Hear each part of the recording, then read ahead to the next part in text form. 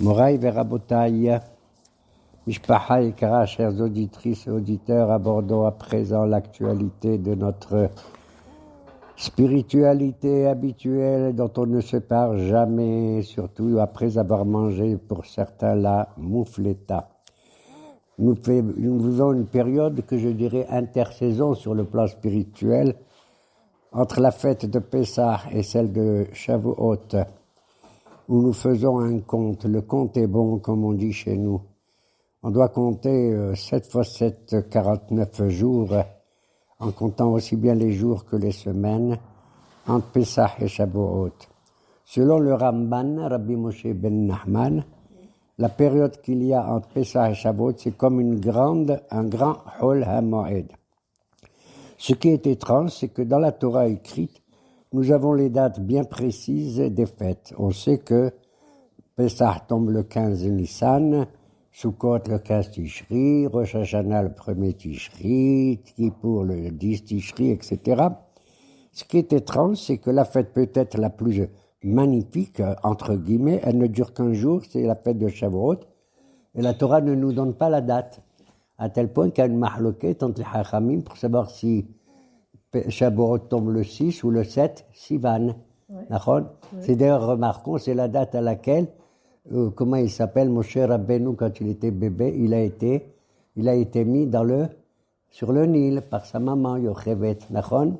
Ah oui, au bout de 3 mois, elle ne pouvait plus le garder, étant donné qu'elle avait peur que les Égyptiens découvrent qu'elle avait un bébé, qu'il aurait, etc. Elle-même, elle a pris l'initiative étrange de le mettre sur le Nil, de telle sorte que les Égyptiens, ils disent, ah, même le Mashiach des Juifs, entre guillemets, il est mort, il est dans l'eau. Ouais.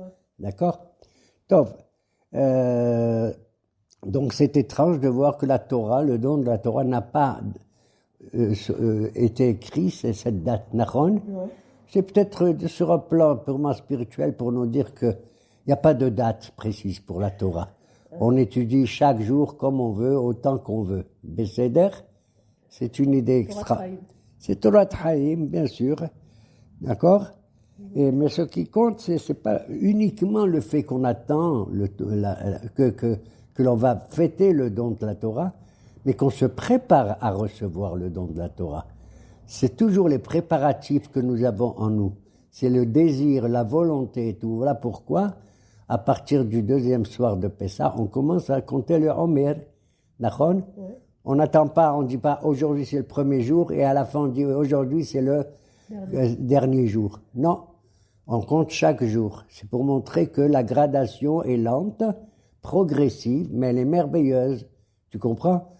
Lorsque tu veux monter au sommet d'une échelle, tu grimpes un échelon, après le 2e, après le 3e, etc. Donc tu ne peux pas juger un individu si au niveau de l'application de la Torah, il est au 2e degré, ou au 10e, ou au 15e, tu n'en sais rien. D'accord? Donc c'est les préparatifs qui comptent essentiellement, c'est le désir intérieur qu'il y a en nous pour arriver au terme, plus ou moins, parce qu'on n'arrive jamais au terme de la Torah, c'est impossible. Ouais. C'est uniquement dans ce monde. C'est à l'infini. À Darsheni? Non, c'est à l'infini. À l'infini, Nachon, c'est à l'infini. Nachon? Ouais. Donc, quand on dit il faut compter, le compte est bon, quel que soit le jour où tu es arrivé. Nachon? Ouais. Et on lit aussi le Pirkei Avot quand ça commence. C'est une période que nos Chachamim, c'est merveilleux. Ils ont dit soyez patients, il faut commencer par la morale. Et les Chachamim, ils ont écrit les Pirkei Avot. Nachon? Ce sont des paraboles, ce sont des images, ce sont des leçons purement d'ordre moral. Et la première d'entre elles, elle est magnifique, puisqu'on dit que Al-Sholosha Debarim Ahomad Ahmed. Le monde, il repose sur 3 choses essentielles. D'accord? C'est quoi? À la Torah, à la Avoda, Val Gemilut Hasadim. Pourquoi ces 3 choses? Parce qu'une chaise ne peut reposer, ou une table, qu'au minimum sur 3. Elle ne peut pas rester sur 2, ni sur une. D'accord? S'il y a un 4e pied, tant mieux, ça sera plus tard David Ameller, parce qu'en vérité, Torah, Avoda et Gemilut Hasadim ont été représentés par les Shelosha Avot. Shelosha, Miyodea, d'accord? C'est Abraham, Yitzhak et Yaakov. Ah, la Torah, qui est représentée par la Torah, c'est Yaakov Avinu. Ah, la Avoda, sur le service divin, c'est Yitzhak Avinu. Ah, Gemilut Hasadim, le Chesed, essentiellement, c'est qui? C'est Abraham. Lui qui a ouvert sa maison à tous les invités et tout. Lui est un Nefesh Asher Asu Beharan et tout. Il était ouvert au monde tout entier. Donc Abraham c'est Chesed, Yitzhak c'est le Din, et Yaakov c'est la Torah. D'accord? C'est le Emet. Mais Seder, voilà, c'est la représentativité de nos trois pères par rapport à ces trois choses. Il peut y avoir que trois dimensions. Effectivement. Pourquoi ces trois? La Torah, c'est le rapport qu'il y a entre toi et toi-même. C'est-à-dire l'étude intérieure. D'accord? Tu manges de la spiritualité. Tu te perfectionnes en toi-même, à la Torah.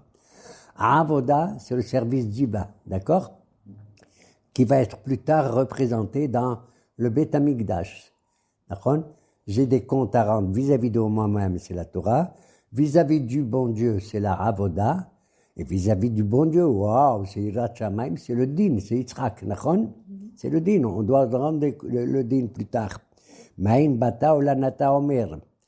Ma'in bata la teteta din, lifne melech markea melachim.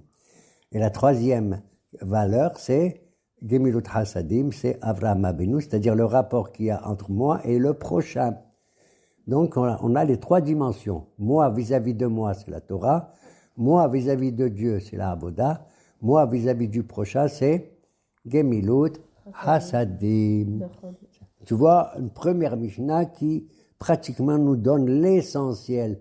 C'est pour ça que dans la dimension de l'espace, tu as à droite et à gauche, en haut et en bas. D'accord? Et à droite et à gauche, c'est une ligne.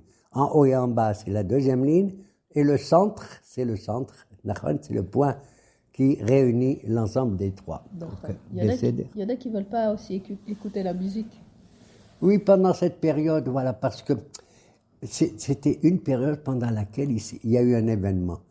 Il a existé un homme qui était un berger, Roetzon, il s'appelle Akiba. Ce type, jusqu'à l'âge de 40 ans, il n'a jamais étudié la Torah. Il était loin, loin, loin de la religion, pour ainsi dire. Quand je dis loin, plus ou moins. Je veux dire de la religion telle que de l'application des commandements, pour ainsi dire, de faire les mitzvot. Et un beau jour, ce berger-là a été vu par une jeune fille qui s'appelle Rachel. Cette jeune fille Rachel, c'était la fille d'un homme super riche qui s'appelait Kalba Saboua. C'est la fille de son patron.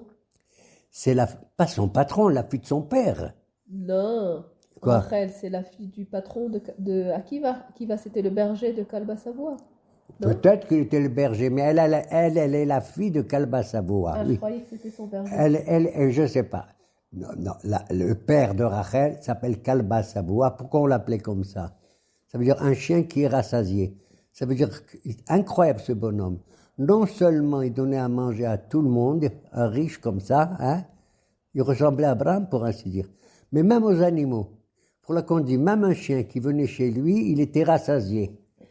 Tu te rends compte, un homme pareil, c'est merveilleux. D'ailleurs, j'apprends par là une mitzvah de la Torah, que si par hasard on a dans notre maison un chien, en général, il vaut mieux pas avoir des animaux chez soi, sauf si tu habites, comme tu dis, dans la frontière avec l'ennemi, Nachon, et tu as besoin d'être protégé, pour ainsi dire, de la violence de nos ennemis. Tu as le droit d'avoir un chien, etc. C'est-à-dire, maintenant, pour les enfants, on a le droit d'avoir, comme ils aiment les enfants, un aquarium, un petit lapin, ou des choses comme ça, ou un petit chat.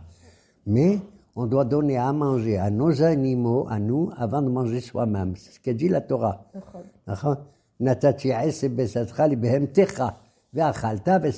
Tu donnes l'herbe à manger à tes animaux, à tes vaches et tout, et après tu t'assois et tu manges toi-même.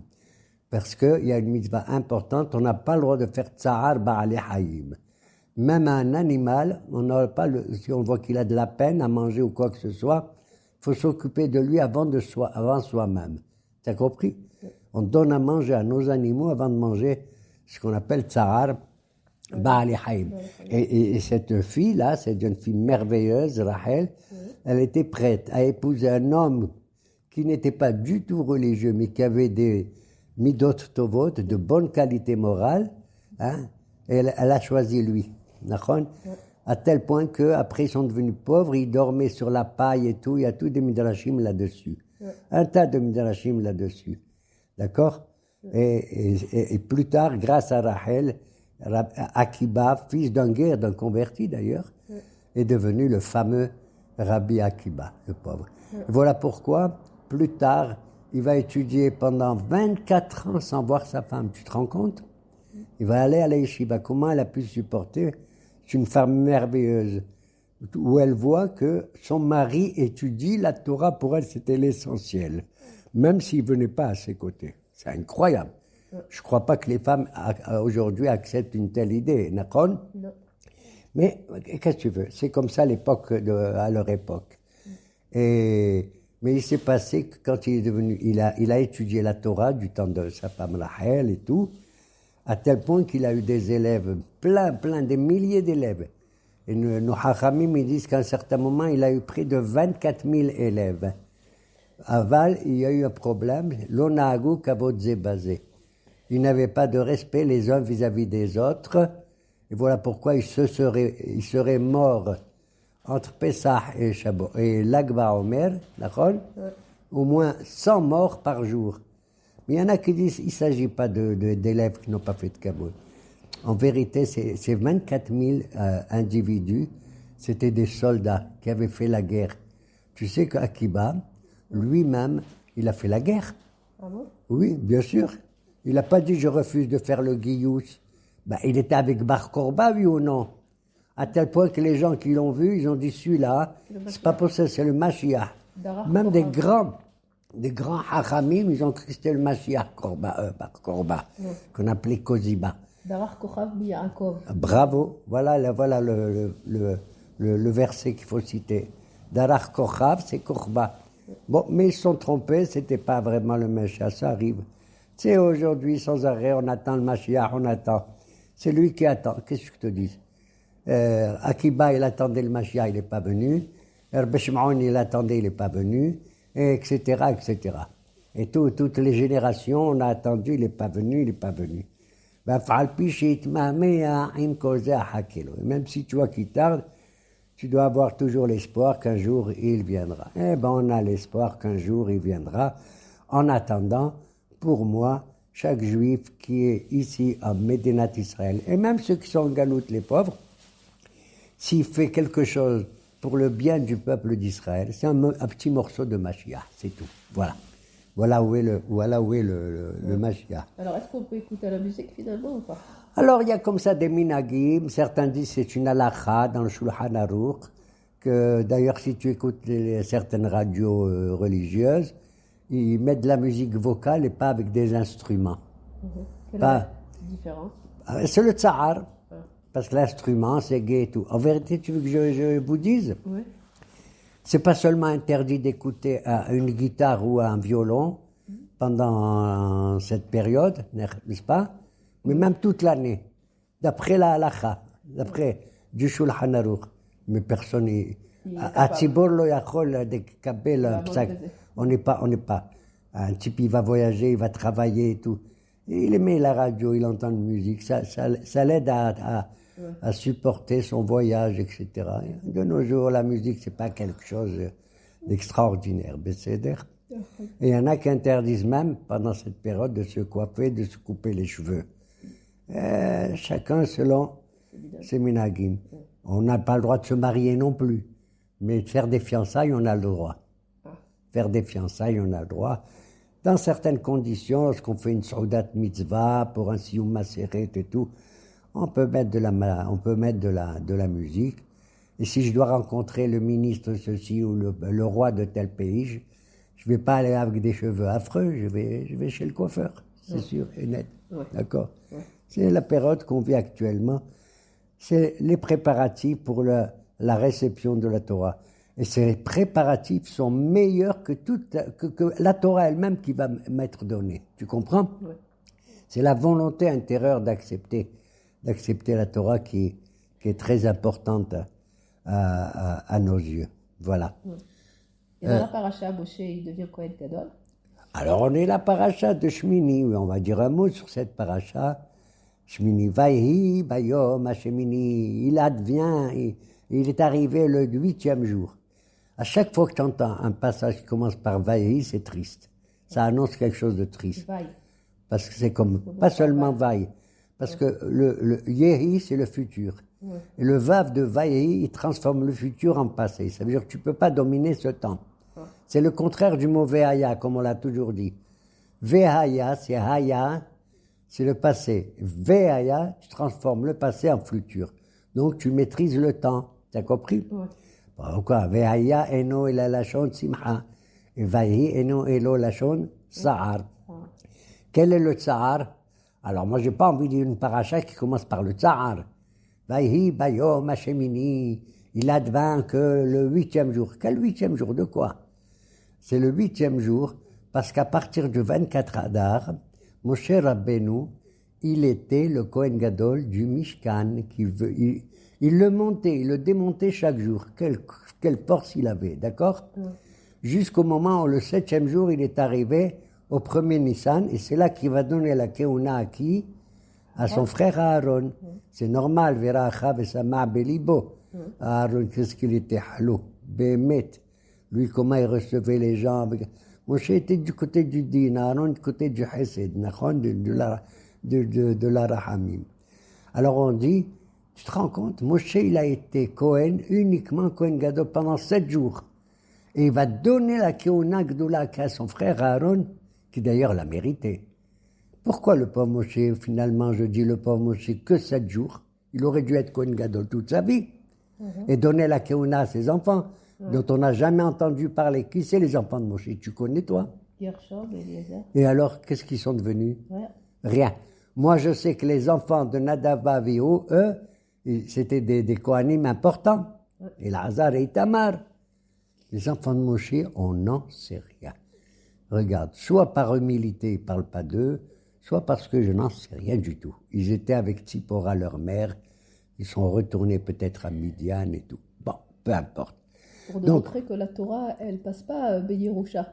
Pas nécessairement, elle est dans un coin et celui qui veut, il apprend.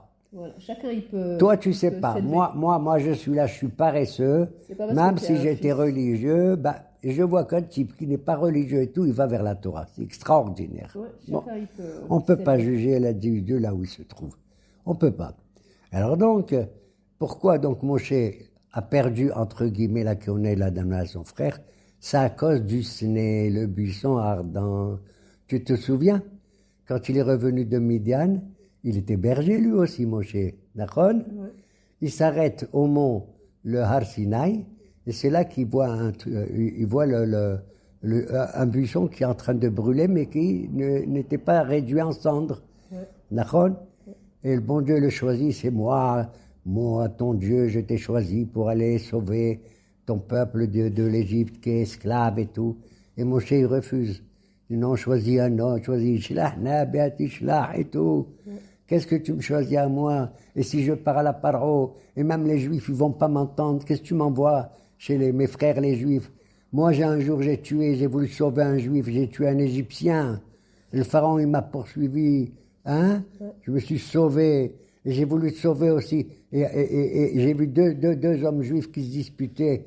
Et j'ai voulu les séparer. Un, il m'a dit, ouah, tu veux me tuer comme tu as tué avec ta parole un Égyptien? Acheno da'adavar. Barmenan, eh bien, le peuple juif, il ne mérite pas que je sois leur sauveur. Et acheno da'adavar, je sais, ils ont mérité d'être esclaves parce qu'il y avait du lashon hara parmi eux. T'as compris? Et ils m'ont dénoncé alors que je voulais sauver un juif, qu'un Égyptien voulait frapper. Où on a vu ça? Le bon Dieu dit, je t'arrête. Je t'ai parlé, Gamiaz, Mitémol, Michilchom, depuis hier, depuis avant-hier, et hier. Pendant 7 jours, je te parle, tu veux pas, tu refuses. Bon, il finit par accepter, mais franchement, à contre-gré, comme on dit. À contre-gré, il accepte Moshe d'aller faire la mission que Dieu lui a confiée. Alors le bon Dieu maintenant lui dit, tu sais, c'est l'inauguration du Mishkan, puisque tu m'as refusé pendant 7 jours de faire ta mission, moi je vais t'accorder uniquement 7 jours pour être Kohen Gadol. Maintenant, tu vas la donner à qui?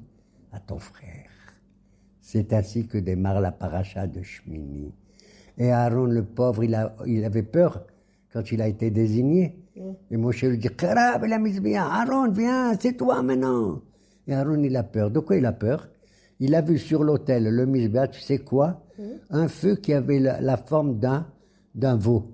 Et il s'est rappelé qu'il était responsable du Haïgel Azav. Il a dit, je peux pas, moi je suis... Il lui a dit, arrête, viens, Karab 2 fois, viens. Finalement, Aaron, il accepte. Il rentre avec ses enfants. Et ils font tous les korbanot, la ola, les shlamim, la hatat, et tout. Et brusquement, il voit 2 de ses enfants, les aînés, comment ils s'appellent? Nadab et Avihu. Ils ont pris un encensoir, ils ont mis du ktoret dedans, de l'encens, hein, c'est les parfums, avec du feu qu'ils ont pris eux-mêmes leur feu personnel, au lieu de prendre le feu du misbéa. Et ils ont avancé, ils sont rentrés, tu sais où? À l'intérieur du Kodesh HaKodashim. C'est de la folie. C'est-à-dire, ils ont pris l'initiative de faire quelque chose, mais en vérité, personne ne leur interdisait. Il n'y avait pas encore de loi là-dessus. Nahon? Alors, et puis, brusquement, un feu, il descend et il brûle Nadav Avihu. Ils brûlent leur corps, mais même pas leurs vêtements. Brusquement, Moshe, il dit, à Elsafan et Michaël, les enfants de Uziel, c'est les oncles d'Aaron, vite, sortez-les ces morts, parce que sinon ils vont rendre tamé le Mishkan. Et ils les traînent avec une corde, ils sortent du Mishkan. Qu'est-ce qui est arrivé à Nadav Avihu? Je ne comprends pas. Ils ont voulu véritablement atteindre le degré le plus important de quoi? De la Kdusha. Et où est la Kdusha? Dans le Kodesh HaKodashim. Et ils se sont dit, si la religion existe, on va aller jusqu'au bout. Et qu'est-ce que ça veut dire aller jusqu'au bout? Pas jusqu'au bout. Le bon Dieu, c'est pas que le chesed.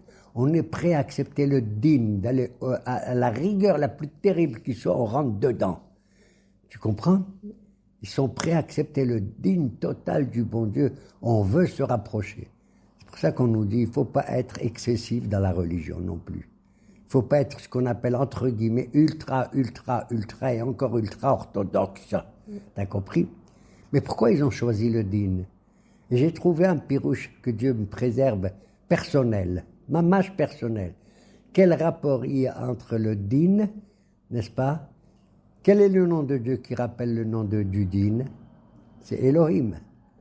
Hachem, c'est le chesed, alors qu'Elohim, c'est le din. D'accord? Eh bien, si tu prends la gématrie, la valeur numérique de Nadav et d'Avihu, ça fait combien? Nadav, c'est 56. Va'avihu, c'est 30. 56, oui, ils sont les deux en même temps. Et 56 et 30, ça fait combien? 86. Et 86, c'est quoi? C'est le nom de... C'est Elohim.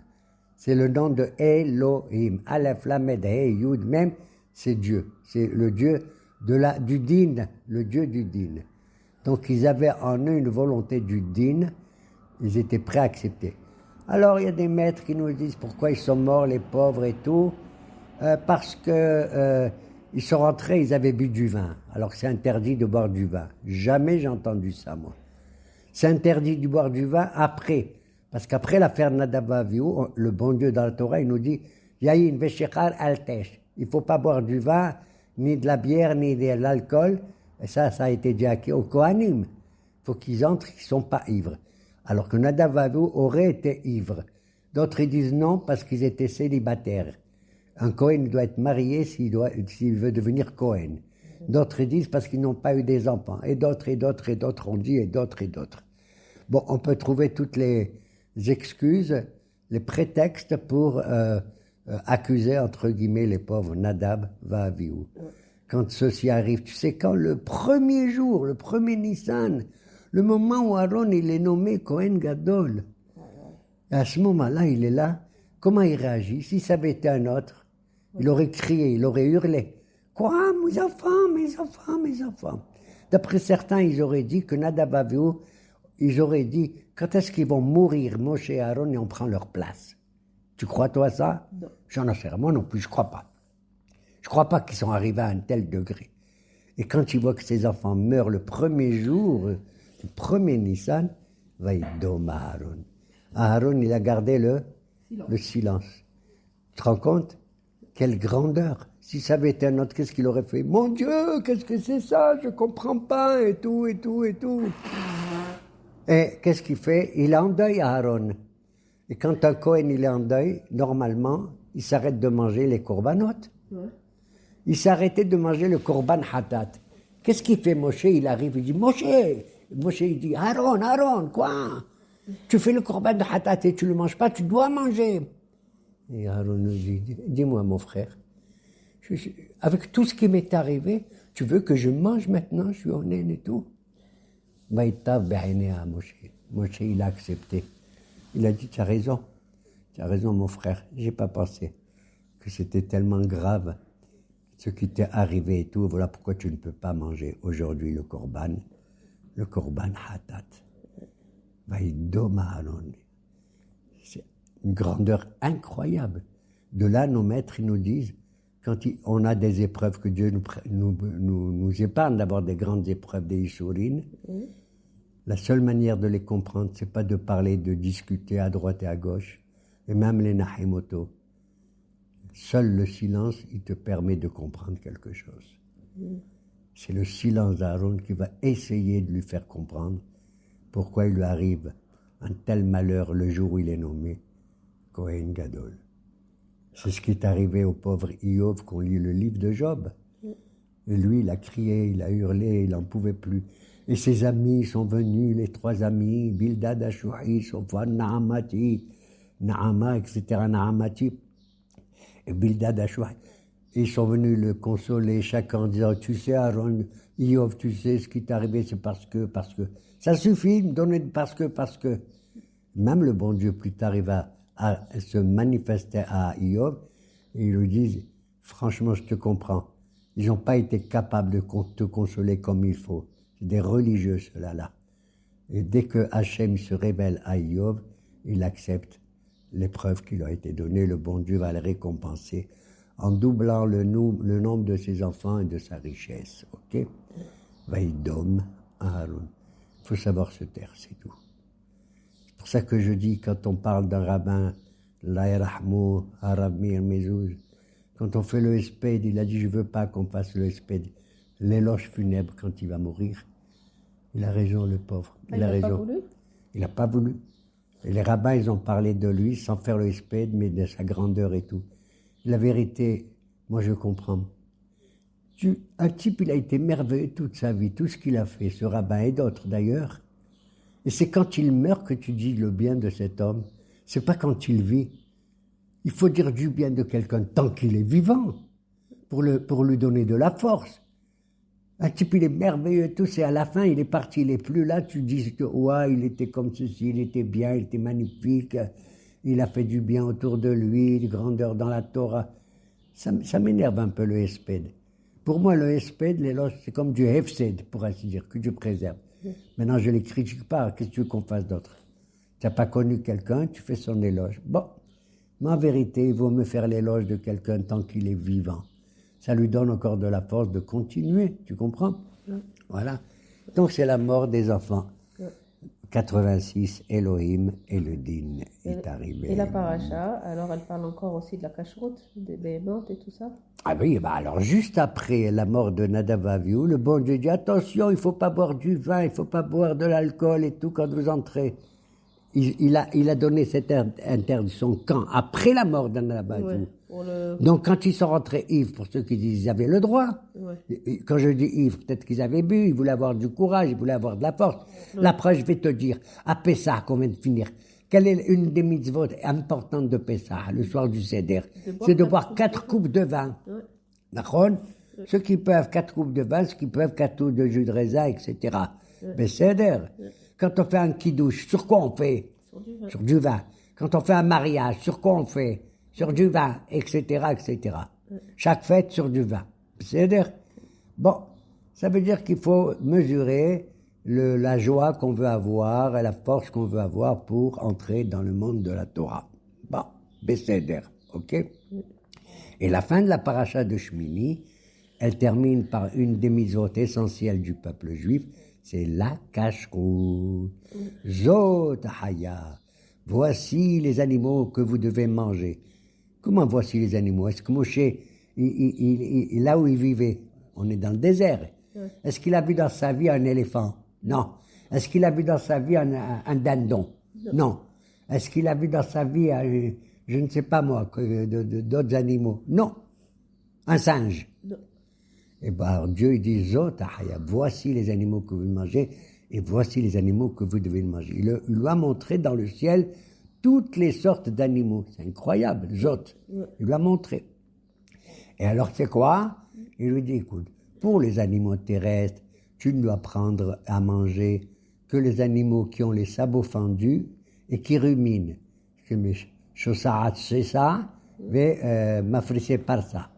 D'accord? Ceux qui ont les sabots fendus et ceux qui ruminent, ce sont les animaux qui sont kasher. D'accord? Pourquoi il a donné ces deux simanim de la kashrut? Parce que ceux qui ont le sabot fendu, ça veut dire qu'ils n'ont pas de la violence. Le sabot, c'est le symbole, je donne un coup de pied. D'accord? Et la ruminance, c'est la patience.